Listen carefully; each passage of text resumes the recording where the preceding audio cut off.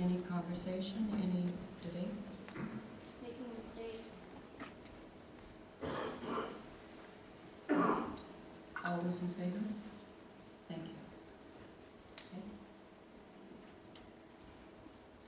Okay. Moving on to bylaw number 2. Be it resolved that the Board of Education of School District number 67, Okanagan Skaha, approve the permanent closure of McNicoll Park Middle School, facility number 067-15010, located at 1213 Debec Road, Penticton, BC, on June 30th, 2016, by giving school closure bylaw number 2016-02, McNicoll Park Middle School, first reading this 9th day of March, 2016. Could I have a mover, Trustee Clark, and a seconder, Trustee Flanagan?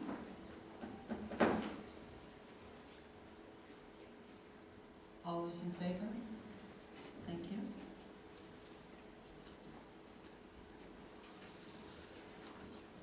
Be it resolved that the Board of Education of School District number 67, Okanagan Skaha, approve the permanent closure of McNicoll Park Middle School, facility number 067-15010, located at 1213 Debec Road, Penticton, BC, on June 30th, 2016, by giving bylaw number 201602, McNicoll Park Middle School, second reading this 9th day of March, 2016. If I could have a mover, Trustee Bidley, a seconder, Trustee Manning. All those in favor? Thank you. Okay. And bylaw number 3. Be it resolved that the Board of Education of School District number 67, Okanagan Skaha, approve the permanent closure of West Bench Elementary School, facility number 067-15007, located at 1604 West Bench Drive, Penticton, BC, on June 30th, 2016, by giving school closure bylaw number 2016-03, West Bench Elementary School, first reading this 9th day of March, 2016.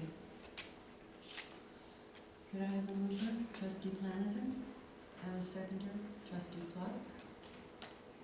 All those in favor? Thank you.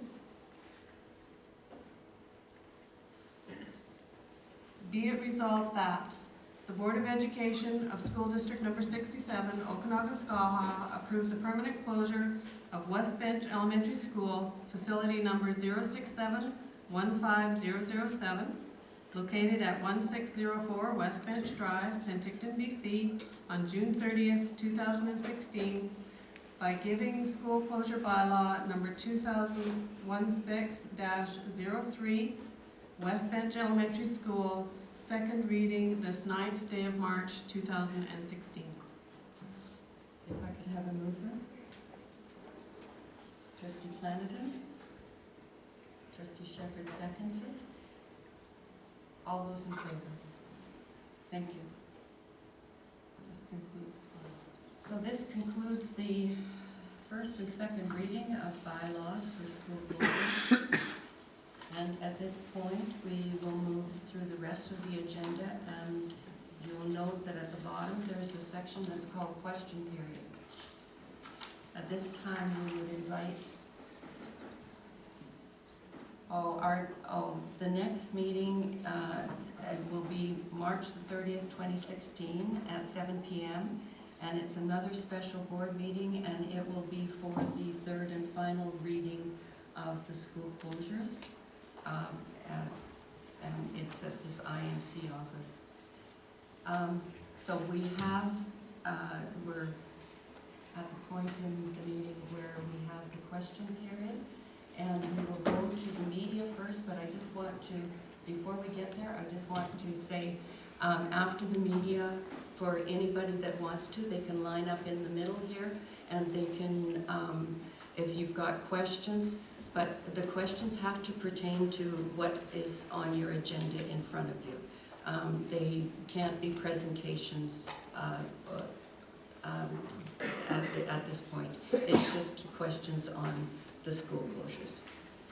Okay, so there's the meeting. Thank you. Do you have a microphone or you just want me to shout? You can shout. Okay. Chairman Van Elton, tonight you voted to close 3 schools, but early in the year you gave a 14% pay raise to the superintendent, which is going to be retro, and it's going to be going up when 50% of Penticton residents live on $30,000 a year or less, according to the latest census. When Ms. Pam Butters retired, one of the administrators, you replaced her with not 1 but 2 administrators, rather than use that as an opportunity to maybe limit it. So my question is, for the chair, how do you justify closing schools when there's lots of money for senior administration?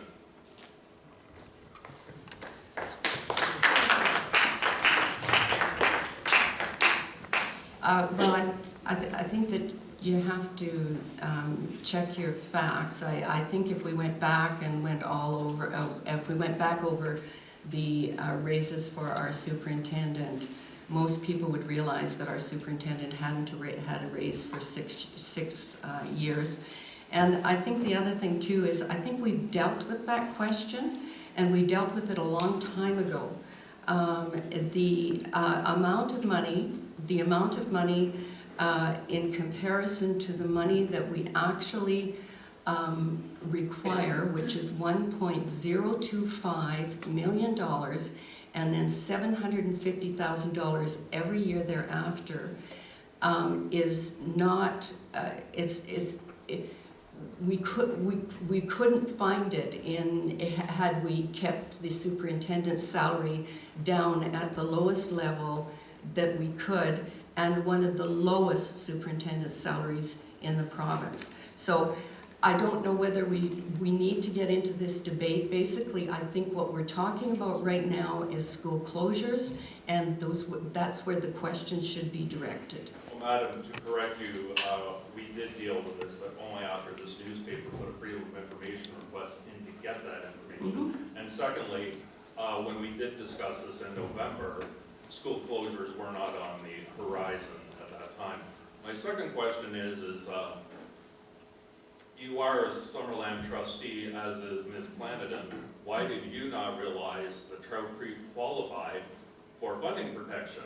Like a mistake was made by your secretary-treasurer, okay, we all do it, but isn't your job sober second thought? And if a mistake was made on something as obvious as the enrollment of Trout Creek School, which you should know as a trustee, what other mistakes could have been made? Thank you. The mistake was not on enrollment. The mistake was made on not identifying that we were still receiving the grant. Both Trustee Manning and I did respond to our Secretary-Treasurer, and we had said that we, in our past experience, we had known that there was a grant coming to Trout Creek Elementary School. But we had not been identifying that it was there. It was there. It wasn't that we missed it. It was there. We just had not identified it and put a little marker beside it saying Trout Creek Elementary. But it clearly was a mistake. Oh, and did we not admit that in the newspaper, in your newspaper? Thank you. Okay, were other mistakes made? No, not as far as we're concerned. We decided at the very beginning of this process that we were going to trust the process. We have actually gone out more than any other school district to the public. We have talked to the public. We have taken suggestions from the public, and we have checked them to see if they're viable. We've been out there for 155 days, over 30 meetings, and I think that we have done our due diligence. We believe in the numbers and the information that our staff has given us. That was one, and I wouldn't even call it a mistake as much as it was something that wasn't identified. Well, in Watergate, they call some initial statements mistruths. Final question, has any consideration been given into closing a school board office or such as this facility, which I was told, quote, really isn't used much? Why not share a facility? I'm sure the community of Naramata or West Bench would welcome everyone packing up and heading out there. Would that not be a unique way of saving money? Where was that question 5 months ago? I wish I'd thought of it, it hit me in a dream. I think one of the things that you've got to realize is this, as soon as you start to decentralize management, administration, and our leaders, and these are our educational leaders that are sitting here and standing at the back, these folks that make all of this happen. As soon as you start decentralizing them, then you start to lose time in just communicating with them. And I know we've had your letter certainly that talks about Skype, it talks about electronics, it talks about doing all of our business electronically, and perhaps that would work in other situations like newspapers or City Hall or something like that. The problem is that we really need to have everything in one central spot so that when our superintendent is needs to have some information about what's happening on the business side, that she's able to walk around the corner and sit down and get an answer immediately. But yet School District 53 shares the Secretary Treasurer with Ashcroft. Thank you, I'll let my colleagues ask questions. Actually, Thank you, very generous. No, I just want to answer that because that's really a funny connection to make, because 53 right now is in cuts of $1.6 million, which is more than us. They're a much smaller district, and they actually have they have the same process happening right now with Osoyoos School District, Ashcroft, Lillooet. They closed, I think, 6 schools a couple of years ago. So you can't compare things like that without backing it up with data, right? And or proper information. So it's great that they're sharing services like that, but it's obviously not working for them. No, the data, ma'am, is they share a Secretary Treasurer. Do not accuse me of giving incorrect data, please. They share, they're 250 kilometers away. That is correct, that is a fact. Mm-hmm. So if the Secretary Treasurer can communicate from time to time with Ashcroft while she's in Oliver, I think that the Superintendent and Secretary Treasurer can communicate as well when they're in the same city or geographic region. But I will allow my colleagues to ask questions because I know it's going to be late night. Thank you, you've been very generous. Yeah, it's obviously not working in those districts. So do we have any other questions? Okay, I'm sorry, is it Jared? No, that's my colleague. No, it's John. Yeah, sorry. I'm sorry, just the 3 facilities that are going to close now, what's the process for kind of looking at other uses for them or alternate uses for them? We did have the alternate use meeting, an alternative use meeting, and for West Bench, we did have a proposal, but it was a proposal for a portion of the school for a joint use. We had the boys and, I'm just trying to think, McNicoll Park, we had Nicole Entrelock came forward, and they actually gave us an offer for 3 years of rental, which is good for us because it comes into our operating. And then perhaps an extension for 2 years after that. There has been nothing suggested for Trout Creek. Just to clarify, the RUS it's not an alternate, it's not a use for school closure for West Bench. There's no possibility that the RUS has the funds to lease an entire school. Yeah, it was a joint. Yeah, joint use. I just wanted to clarify, because he Yeah. asked you for Yeah, school. thank you, Heather. Yeah. Mhm. Yes, A few questions. If I could direct a question through the chair to trustee Johnson. He mentioned at the very beginning in his lengthy opening speech. sorry, I'm sorry, but at this point in time, with the format that we're in, Okay, I will, I'll ask you directly, Okay. and trustee, you can direct it to trustee Johnson if you like. The question was, he mentioned that there had been mistakes, plural, made during this process. Other than the Trout Creek Elementary mistake, what mistakes being made? I think it was the Trout Creek Elementary. I think also about the small schools. I think the other thing was when we made the decision to extend the feedback period to March the 9th, and that was considered by some, not perhaps me, to be a mistake. We thought it was more in fairness that we decided to do that extension. And I don't know what the last one is, but I'm sure that Trustee Johnson would just love to meet you after the meeting and give you all his reasons. I'll be sure to talk. At several points, trustees mentioned the possibility of this option could be returned to later.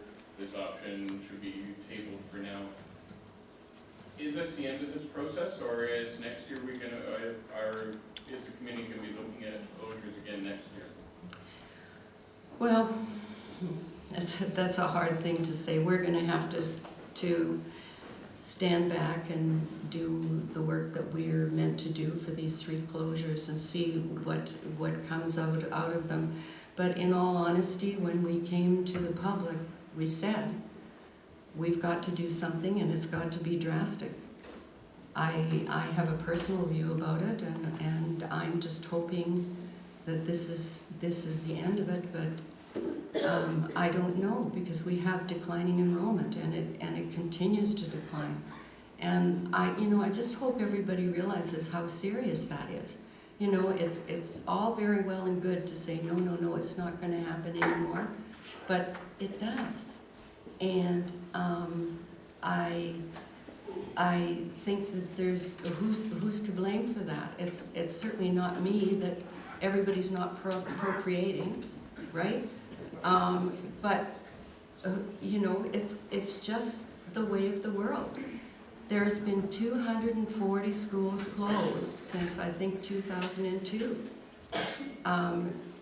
In all of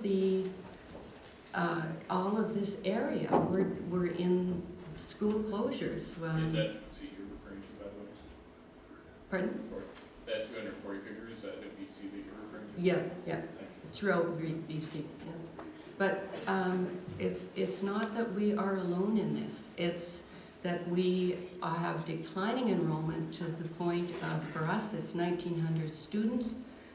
And the other thing too is we have a funding problem, as much with the sustainable, wanting to have sustainable funding and everything, but in having funding that we can count on.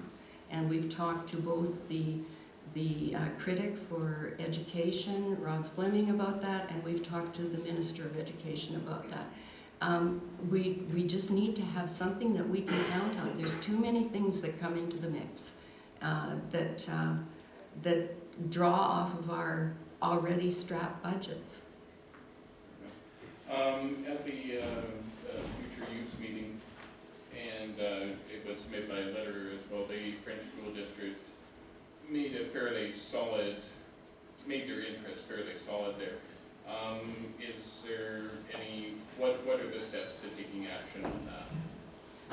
I think we have to go through the 3rd reading of the bylaw. We have to notify the government about the school closure, and then from that point on, I don't know, just for a second. Well, I know they were interested in trying to get going as early as September. Yes. Would that be possible? Anything's possible. Okay. We would have to discuss with them. We would have to see what our time frame looks like for actually having that school ready for them to take it over, if that was the case. The board has to go through a process of agreeing to the lease, and that, of course, is a property matter, so those types of discussions would happen in closed meetings and then be announced in open meetings, just so you're aware of that. But it's definitely a possibility. Okay. Final question, for me at least, is there any estimate of a rough estimate of the savings that are going to be realized from closing those 3 schools? I think they're all written in your, Okay, so in the in book. total those for a rough estimate? Yes, I think that That's fair. that could be your rough estimate, and we're not dealing with the, retrofitting the middle school into an elementary school, which was quite costly. Yeah. Thank you, that's my questions. Okay. Any other questions? Okay. So, for the public?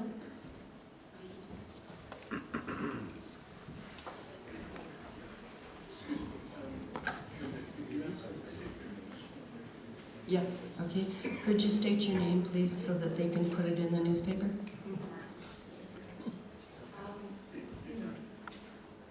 So for, this is just food for thought as well as you can't hear that.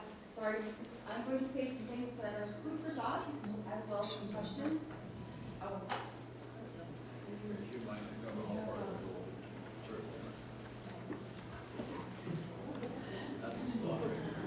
Right. Sorry, I'm a little nervous. In regards to Trout Creek closing, there's a few points that I just want to bring forward to remind you. You're asking to close a school that is more than 5 kilometers away. So that means that we do receive the school funding, and we always have for the small schools. Is that the question, Tina? No, I'm just clarifying some Okay. information, correct? So we've always received that money. And interestingly enough, Naramata and Kaleden, I just need to clarify this as well, this is part of my questions. Naramata and Kaleden were disqualified from the table as far as discussion goes because they received that funding, is that correct? That wasn't the only reason that they were disqualified, but that became a reason that Right. Okay. people kept speaking up. Okay, so, so we have that funding for our school. It is more than 5 kilometers away. It is the heart of that community. This option also means that, correct me if I'm wrong, does it not affect every single student in Summerland? Because in fact, we are reconfiguring all of our schools. So, so Giants Head would be a reconfiguration, the middle school would be a reconfiguration, and our high school would be a reconfiguration, is that correct? Mm-hmm. So does that also mean that our teachers would then all be, because it is a reconfiguration, then our teachers would be laid off and then rehired, potentially? Is that correct? Okay, that's good to know for It depends clarification. on their contract, doesn't it? Well, there is a process through the Employment Standards Act and the collective agreement, and our Director of Human Resources will sit down with the union and we'll go through that process. When we went through our community meetings in consultation with the public, we also met with every staff of schools that could possibly be impacted, and we met with staff and we discussed those issues with the staff. So they're aware of the process, and if they do have any questions, then they will contact their union rep or speak to their school principal. But for the most part, we tried to be proactive in answering those things prior to. My final question is that Summerland as a whole has come forward with some very clear, concise, articulate reasons for why our 4 schools should remain as such. And in fact, our council has been very proactive and forthcoming in wanting to partner with you, and the community is wanting to partner with you. And I feel that we have put a lot of thought and energy into that. We know that it's really about our high school, that our numbers are low in our high school.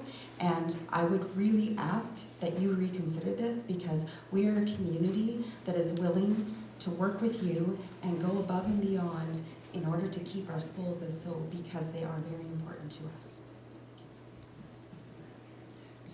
So, is that the question?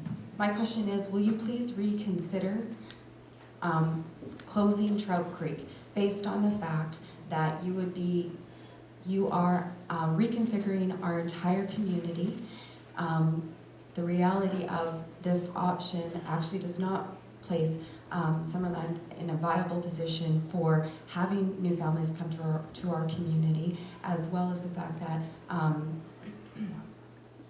this is not a change that needs to happen. And I honestly think that you recognize that, and I really wish that you would be brave enough to do the right thing.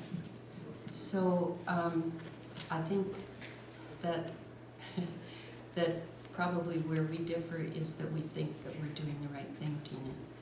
And I think the other thing too is there are schools across the province that are totally different grade configurations. There are ones that are K-3, there's ones K-12, there's ones that are K-7, there's ones that are all over the map. But at the no, we allowed you to talk, so you can let me talk. But the other thing too is we have 78 children going into kindergarten in Summerland. We have 105 graduating. We know darn well that we have 26% of our spaces empty. The choice is, and has always been, are we going to take your learning assistance teachers out? Are we going to take your behavior teachers out? Are we going to take all the non-enrolling teachers like the librarians and people like that out of Summerland schools? Are we going to take your resources out? Are we going to take some of the specialized programs that we've got in Summerland? Or are we going to protect what we have in Summerland and protect it and keep the kids together?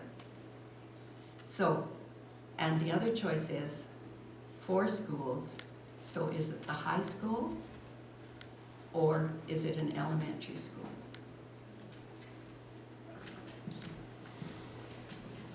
You're not doing the right thing, I'm sorry.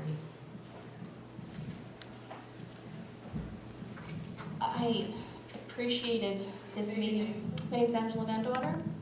I appreciated your meeting because I got to hear all of the schools you weren't closing and your reasoning for why you weren't closing them. And in my mind, I'm sitting there and I'm thinking, well, that's a good reason that you're not going to close Summerland. You're not going to close Summerland schools based on that criteria. And then you get to our option and it's like, and we're going to close your schools. And it kind of seemed a little bit hypocritical to me that a lot of your reasoning for not closing some schools in Penticton were the exact reasons that you were closing a school in Summerland. Do you have anything to comment on that? The only comment is that the trustees we've voted, and the majority of trustees have made the decision. We feel that we've made the right decision. You know, I think perhaps attack the process, but please don't attack us. Thank you. It was just a question. I wasn't attacking you. It was very hypocritical, your reasoning for not closing, and the first 3 options that were those exact reasons that you were closing schools in Summerland. And it's just really disappointing that you're willing to affect a whole community. Do you have a question? Because You didn't answer my question. You accused me of attacking you.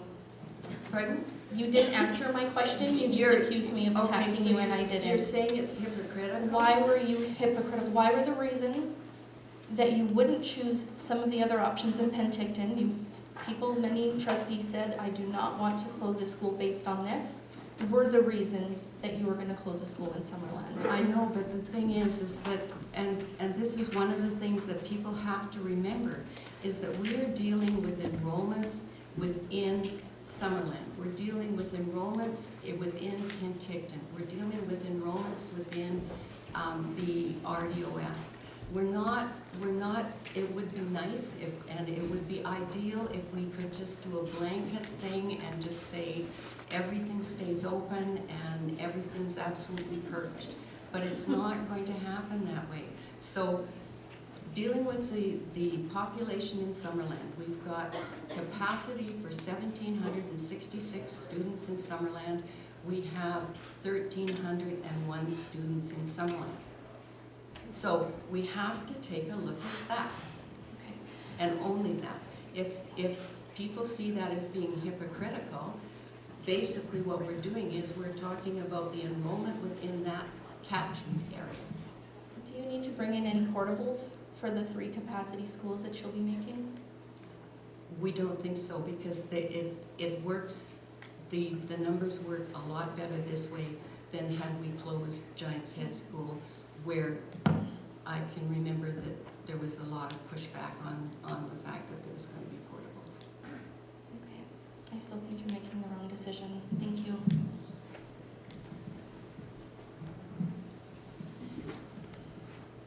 Karen Henderson from Naramata.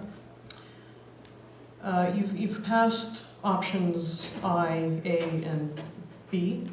I know you replied to the media question as to the dollar totals that those 3 options deliver. Could you remind the audience here today that those 3 options added together, can you give us the dollar figure, net of the loss of the small community grant in Trout Creek? Can you give us a dollar figure as to those 3 options added together and the dollar savings you have projected? I'm sorry, I actually did not bring that information with me. We'll just have to dig through our papers because we didn't know what was going to happen. Yeah. Okay, well, perhaps staff could dig through the papers while I ask the next question. Okay. Thank you. With option A, now having passed the 2nd reading, and should that come to fruition after 3rd reading, being the closure of McNicoll Park, we all saw at the alternate use meeting that École Entrelac has a significant interest in that property and have submitted their expression of interest. If École Entrelac leases McNicoll, their lease at Nicola would then cease. That lease at Nicola ceases June 30th. You would then have the Nicola property available. It's already a closed school.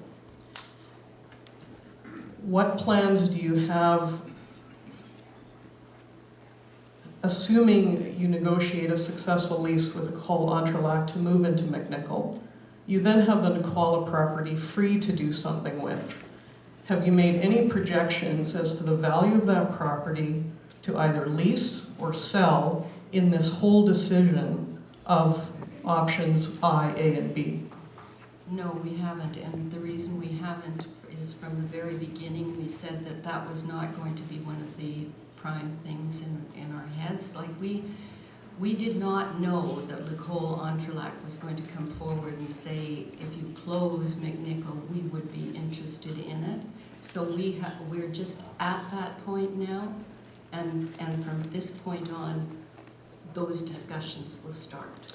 So now that we're at that point where it's known that École Entrelac has an interest in McNicoll, and because of the date of March 30th being your requirement for the 3rd readings on all 3 of these closures, is there the possibility that these 3 closures go to 3rd reading on March 30th? Then you have a lease negotiation that is successful with École Entrelac. Then you have Nicola property available for sale. Then you can retract one of these closures.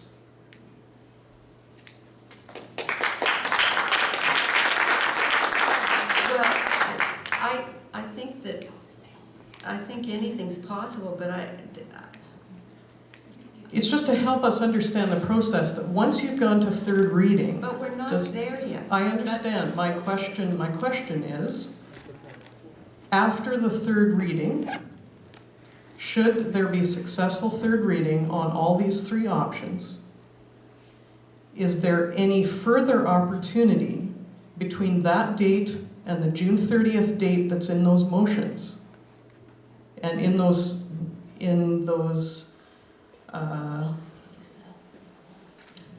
what are these things called? Bylaws, yes. That's the word. Is there any opportunity, what happens between March 30th, third reading, let's assume all three go to third reading. Then there is a period of time before June 30th, which is the stated closure date in those three bylaws that have obtained third reading. What happens in between there, should there be some event occur that enables you to consider a different property disposal that would enable you to retract one of these closures? But the property disposal would probably be a sale. Is that what you're indicating? That it would hypothetically Hypothetically, it would be a sale. Hypothetically, it could be a lease to the Boys and Girls Club or other parties that expressed interest at that last meeting. So it's a question of the sequencing of events that, as public, parents, and other interested community members, we understand what doors might be open after March 30th. There would be no doors open for retraction of any of these bylaws. Once the bylaw is passed, we notify the ministry and those go forward. If there is a disposal of a property, if there is a lease of the property, the best case scenario is that we do a short-term lease and that money can be put into operations, which would be helpful. Or we do a sale and that money would then go into capital, of which we would have immediate access to 25% for capital projects, so that won't help operations at all. The other 75% is accessible, but only with permission from the ministry. But there is no situation, once those bylaws are passed, where the sale or the leasing of those other properties would trigger a retraction. Well, reading the very first part of the bylaw that was posted on the screen, I thought I read subject to ministry approval. That's true. So is there an opportunity, is there the possibility that the ministry would not approve any of these three bylaws? I've not heard them not approve a bylaw that a board has made. Thank you. I'm not saying it's not possible. I'm saying I've not heard of it in my time. And my last question, since we're speaking about bylaws and policy, can you please describe the current status of policy 750 and 760? If you recall, those policies were in revision as of October 19th to October 30th, and there was a deferment.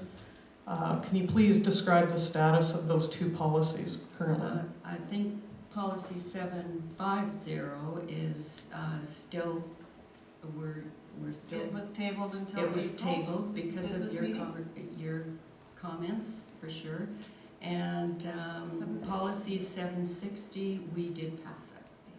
So 760 was passed at the recent meeting, and 750 is tabled to April. That was in the December or January meeting that it was passed. Quite a while ago. But Thank you. 750 was tabled and is due to come up at the business meeting in April. Okay. And trustees can decide what they want to do with it at that time, if they wish to leave it or work on it or what have you.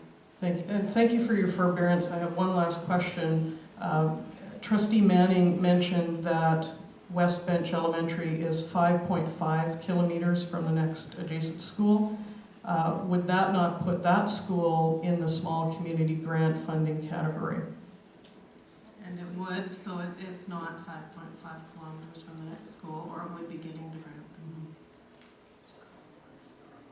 Yeah, I thought I heard 5.5. distinctly that Yeah. Ms. Manning did say 5.5 kilometers by road So to 5.5 to Carmine, but Yes. not necessarily to the Queen's next Park. class of Got it. Yeah. Thank you for Thank your you. time. Thank you. Your other question was about 1.2, I think. It's- yeah. Around there. Do you want an exact number? I've got it here, it's 1.187606, Approximately. approximately. Hello. Hello, my name is Eric Thompson. I live in Trout Creek. I appreciate this is difficult for all of the trustees tonight, and I think everybody here probably, I assume, appreciates all the time you're putting in to do this, because you're still serving the community, and I know it's tough. Quick question on behalf of the people in Trout Creek. When the government gets its act together and funds education properly, which we all hope they will, and they'll be able to find a way to do that, is there a way that Trout Creek Elementary School can be saved for that day so that we can reopen it as a school? Or is it, you know, in the meantime, maybe they use it as a community center, daycare, or something for the community, because that is sort of the main place in Trout Creek. Is there a chance that it can be maintained so that down the road it can be used as a school again? Because as one of you pointed out, it is growing down there, and we hope that Summerland will grow. Thank you. Eric Thompson, ERICK, THOMPSON. Thank you. So what I know about this is that is funding going to solve it, Eric? Or is it growth in enrollment, right? And so I'm sure that one of the things that we said at one of the very beginning meetings that we ever had was that it's really not to our advantage to sell property. There are some properties that it's not an advantage to sell it. It's more of an advantage to have it out there leased or for an alternative use or something like that. So I think, is that what you're referring to? I was really just wondering if it can be reopened as a school down the road. Let's just say there is a lot of growth in that area. Yeah. Whereas once it's closed as a school, is that it for that ever being an elementary school in Trout Creek again? It's really just a question on behalf of the community so that we know, because Yes. down the road, you know, I don't know. I'm just really curious about that, and I think people from the other schools might want to know that as well. Yeah, and it, you know, it has happened in other districts, so we know that for sure, and that's one of the reasons, well, it's one of the reasons that we would certainly just close it up, yeah. Or lease it. Thank you. Thank you.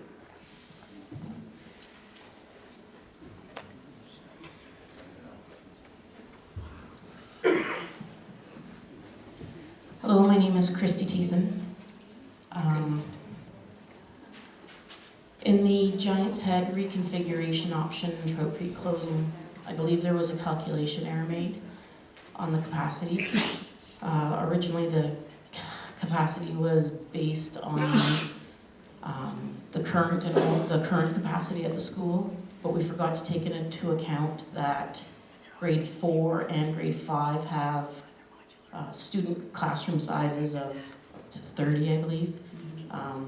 Primary grades K to 3, or sorry, 1 to 3, have 24, and kindergarten has 22. We're gonna have, how many K does Trout Creek have classes? So we're gonna have an extra K class at Giants Head School. That's 24 kids. We're 22 kids, sorry. We're losing 2 grade 4s, 2 grade 5s. That's upwards of 30 kids each, times 4, 120 kids.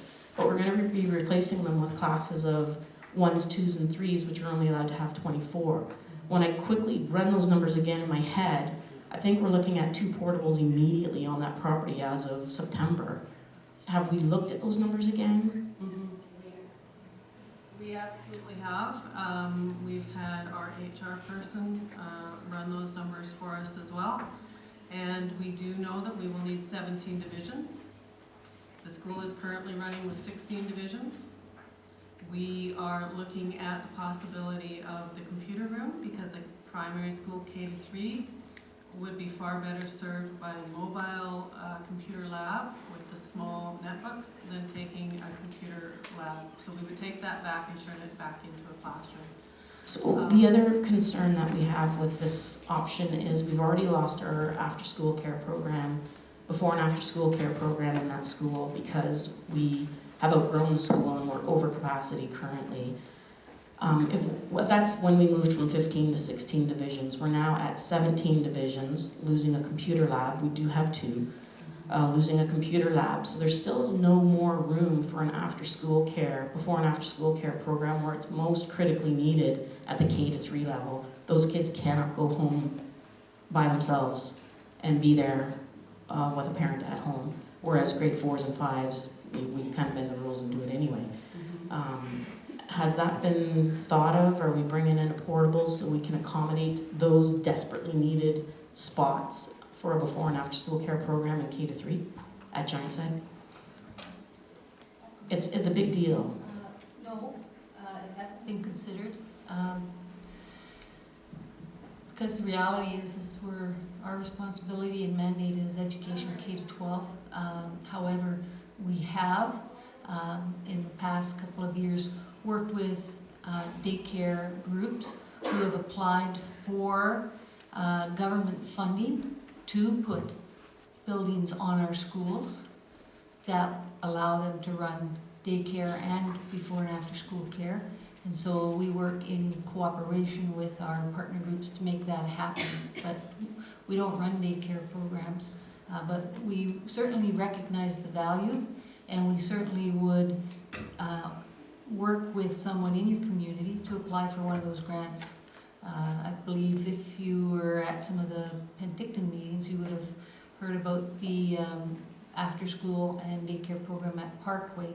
She applied and received funding to set up a business there, and we provided the space on the school grounds to do that.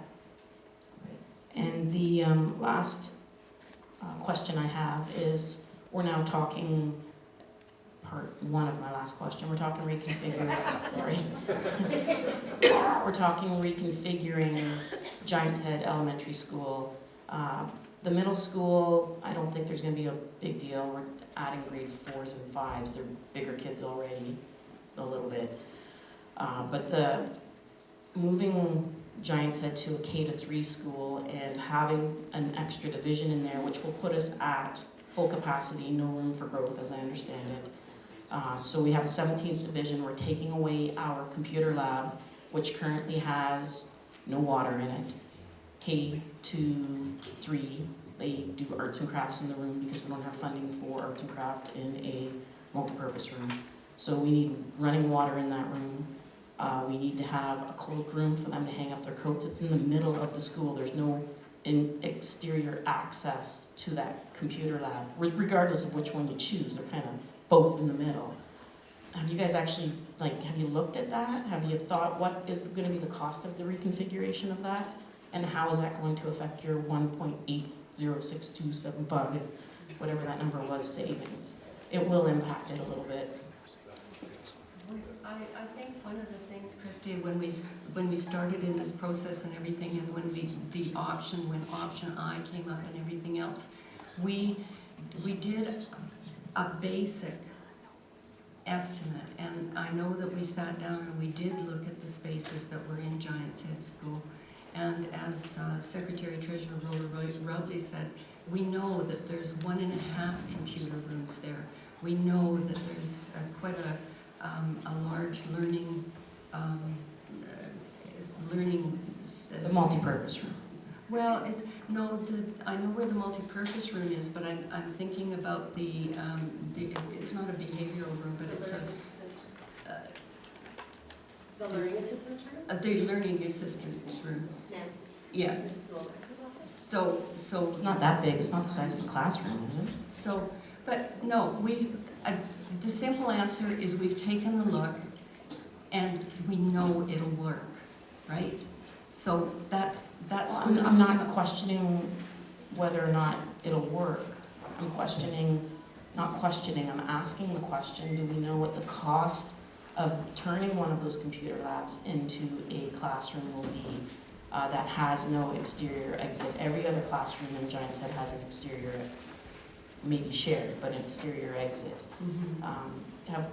Have you looked at what the costs, and I know you haven't gone into detail, but you've kind of got guesstimates out there for the other options that you had. Do we have a guesstimate of what the reconfiguration, because it's going to be substantial, we have to get plumbing in those rooms. It actually won't be as much as you might think. I would suggest between 10 and 15. I would suggest between 10 and 15,000. it sounds like a lot of work, but when our folks go in and do it, I mean, we're already paying them, so it's really materials. And, yeah, there will be a small cost, but it's not significant. And when you calculated the 17 divisions, I think I came up with 18.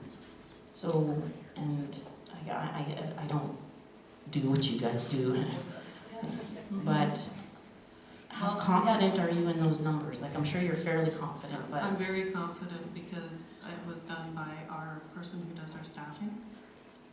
That would be Mr. Burgoyne. And I'm very confident in his numbers. Thank you. Thanks, Christy.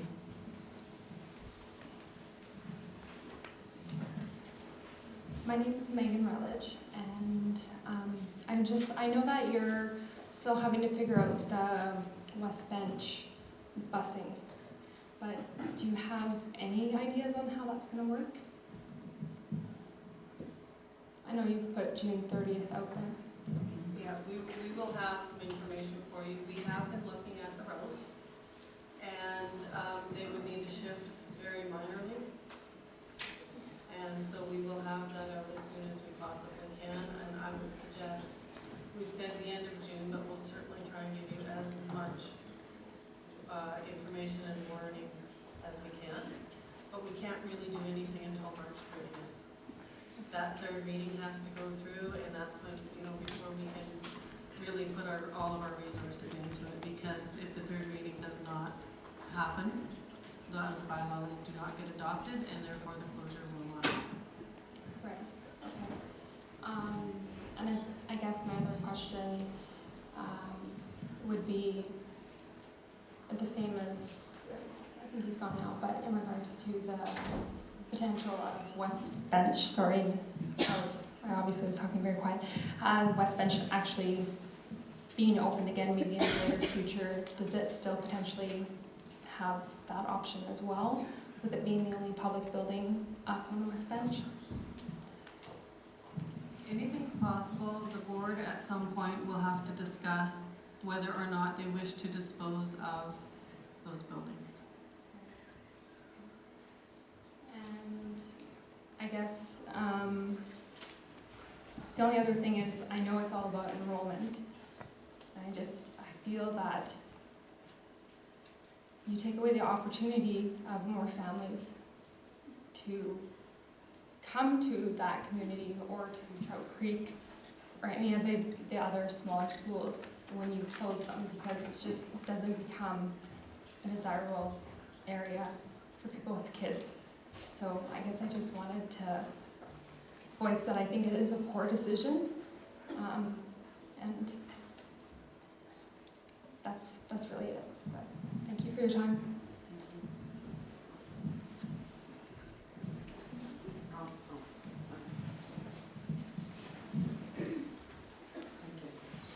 Debbie Paswell,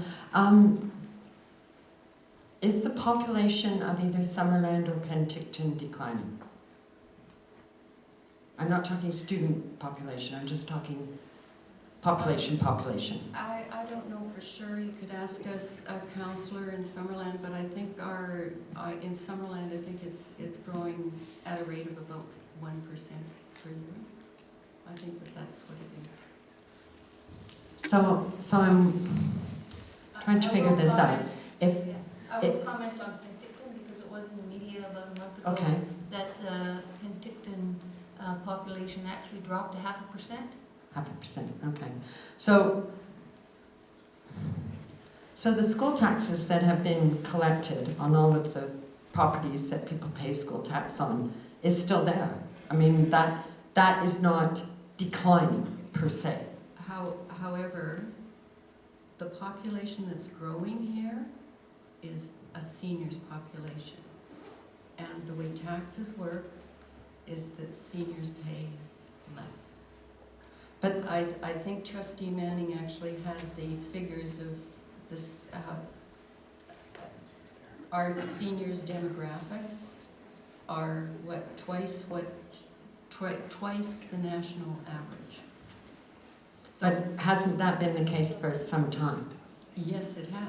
So So that's my point. I don't think the tax base for education in this area is declining. Therefore, the dollars should be there to fund schools. And it was stated earlier that we've been short every year for, what, 10 years? That we've been underfunding schools? So I'm just wondering, where's all that money for education going if it's not going to education? And I'm just kind of curious, like it just hit me tonight. School taxes account for about 40% of the money that goes out to schools. The rest comes from other revenue sources within the government. Okay. I think it's about 40, I think it's around 40%. That's a number, it's 40 or 60. Okay. I'm just not sure, but I do know that school taxes that are paid on your property tax do not Cover entirely the full fund, cost. So the lack of funding is a direct government decision. Absolutely. Okay, thank you. And then we all need to think about that at the next election.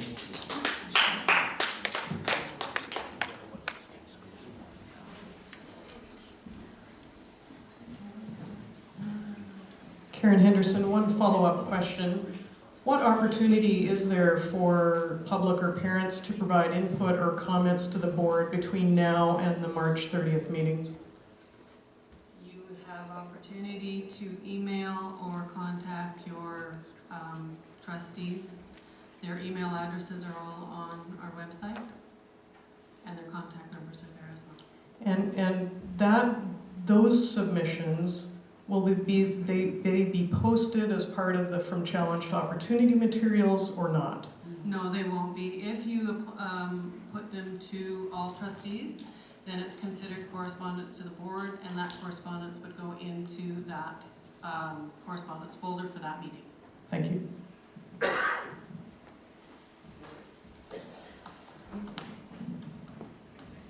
It spoke to me, it just shocked me. Okay, as I understand it, Summerland collects $5.2 million in school tax. What does it cost to operate the 4 schools in Summerland right now, excluding capital, because we've made capital excluded this whole process?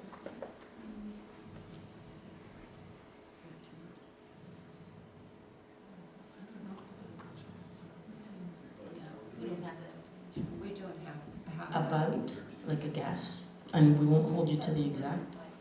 I would say about 13 million. Yeah, it's way, Okay. way more. Right. Now, that represents, what, 40% of what the government gives back per student? So can somebody do some quick math for me? What's 5.2 by 13 million? What percentage is that? My phone's over there. I'm a calculator kid. Is there a question there, Christine? There will be 2 seconds. Sorry, Linda.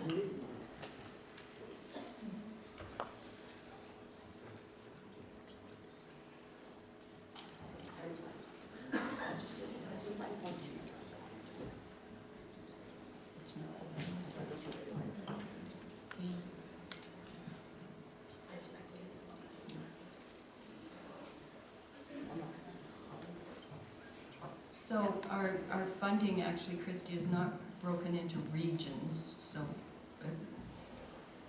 it'll be a guesstimate. Right, no.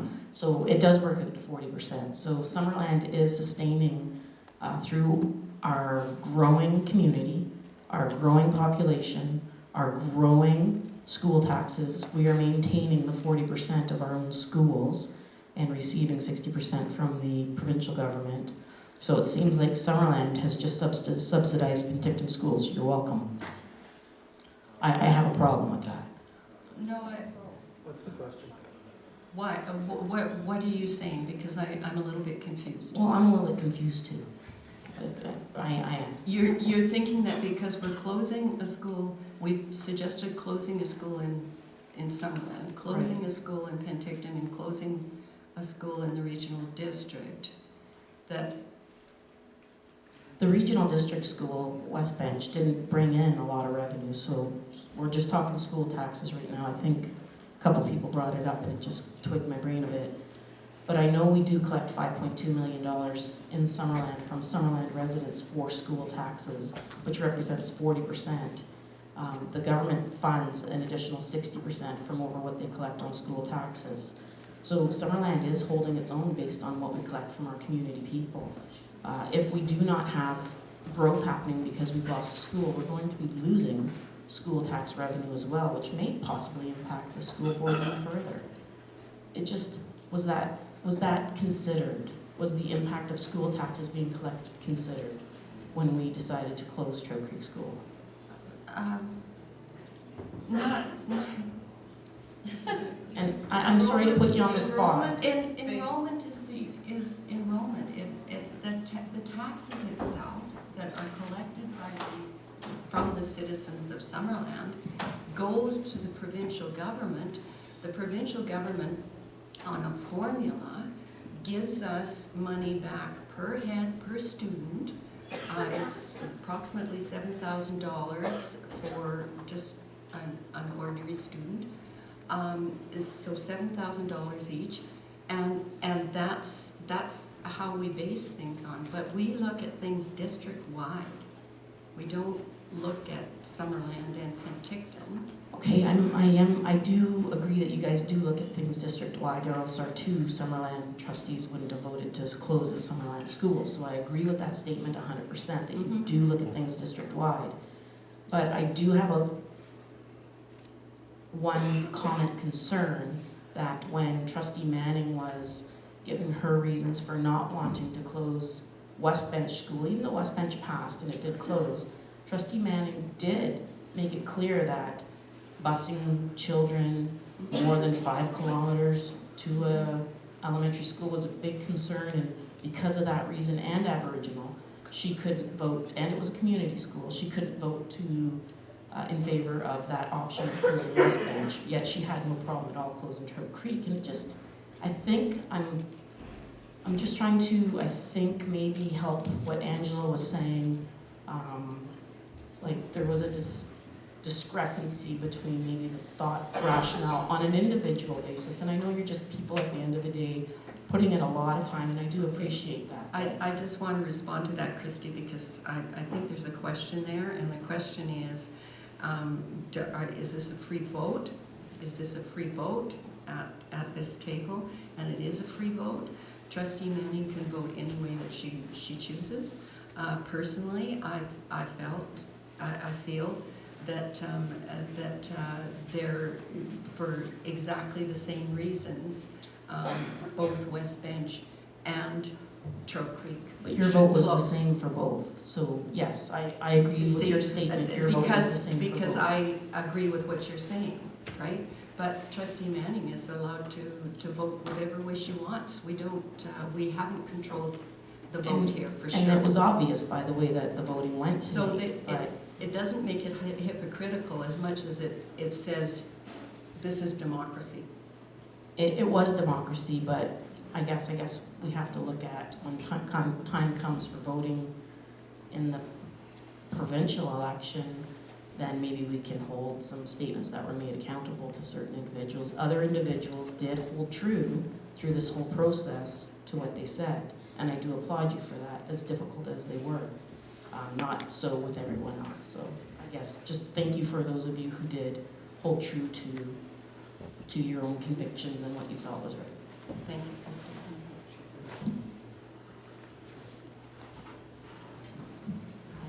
Deb Donahue. Sorry, what was Deb Donahue. I don't have a question for you, Linda. I just want to say thank you for all your time and your effort. No, sorry. From a teacher in our school district who loves our school. We appreciate you. And thank you. It was a hard decision. Thank you, Deb. Thank you.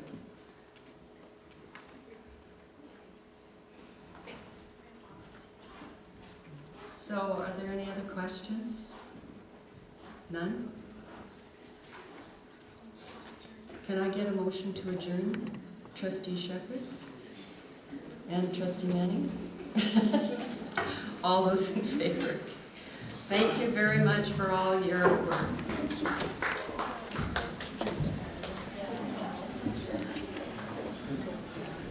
So I'm Kevin Proto with Locals Supporting Locals, and we're just wrapping up the school closure meeting here in Penticton, which is actually for the South Okanagan here.